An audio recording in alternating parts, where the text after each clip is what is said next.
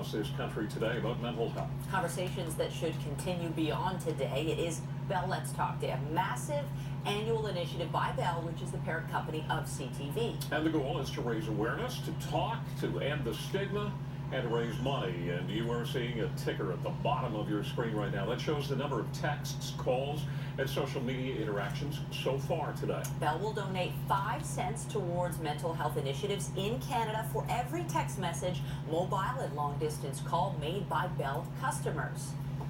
And every tweet and Instagram post using hashtag Bell Let's Talk, plus every view of the Bell Let's Talk video. It is on Facebook, and use of the Bell Let's Talk geo-filter on Snapchat. The answers to be deceiving. Even when life looks great, many are suffering in silence. Mental health affects us all. Me. my son, My friend. Even if you're an athlete. Or not. Even if you're well known. Or not. It could be any of us. when we talk about it, we can help each other. Today, join the conversation. Let's talk. Today is Bell Let's Talk Day. Join the conversation. Perhaps you are struggling with mental illness, or someone you love dearly is. So you now know how painful it can be and how hopeless you can feel. We spoke with a mother who lost her son to suicide, and she vows to do what she can to help others. CTV's Nick Dixon joins us in the studio with her story. Ken, Michelle, thank you so much. Yes, we have the story tonight of a young man who struggled with schizophrenia for most or almost half of his life, and he was lucky to have a mother that did everything she could for him. And while his life ended tragically, his mom is talking tonight to try to help other families and to end the stigma. Tyler Evan Garrett's first birthday was a happy occasion.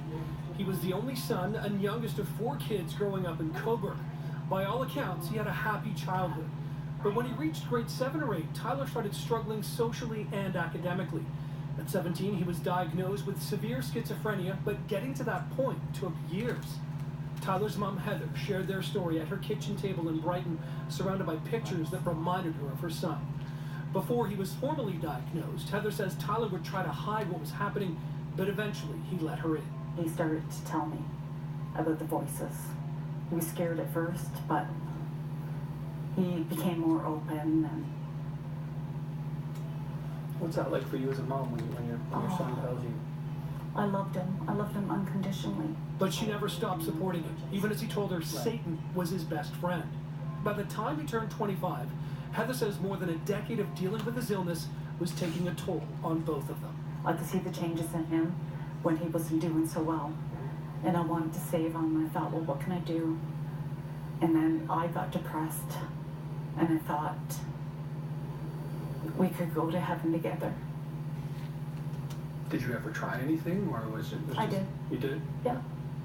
Not with him, but with myself. This is why support is necessary.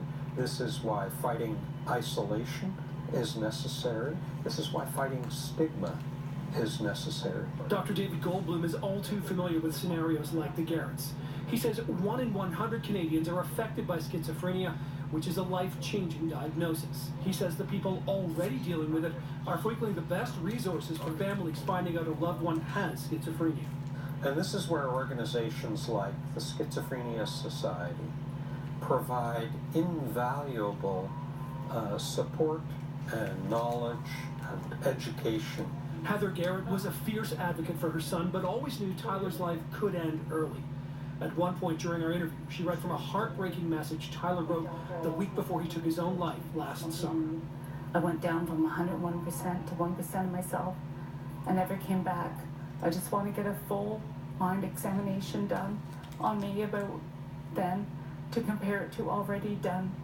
Full mind examination to see if we can get a cure or change for me so I can finally be back to being me. Then, after Tyler had been uncharacteristically missing and out of touch for more than 24 hours, his family filed the missing persons report, and Heather got a phone call she'll never forget. And his dad went down to the water, and I heard his dad was like crying, and he was saying, "Oh my God, oh my God." And I said, what's wrong? And he said, Tyler, he's dead. Tyler had walked to the home where he grew up, laid down, and never woke up. There's now a monument marking the place Tyler took his last breath. Last Thursday at the Capitol Theater in Port Hope, Tyler was being honored at a Bell Let's Talk event featuring Olympic figure skater Elizabeth Manley. She invited his family on stage to recognize their contribution to the cause after his death. So I present you with this plate, and I want you to hold on to it. Think of Tyler, and when the time is right, then you will pass it on to someone else. Heather will find that someone else, as she now wants to become a mental health advocate. Don't be afraid to talk about it. And a lot of people keep it inside, but that's what Bell Let's Talk Day is about. Being kind, being open, supporting people, talking about it, just being there for everyone. And if you know Heather Garrett, you definitely heard from her today. She proudly told me she'd be using her Bell cell phone all day today, calling and texting friends, trying to raise even more money for a cause that is so close to her. She's always been aware of this day, but now she says it has extra significance to her and her family. Michelle, back to you. Thank you, Nick, and to Heather for sharing her story. The city of Toronto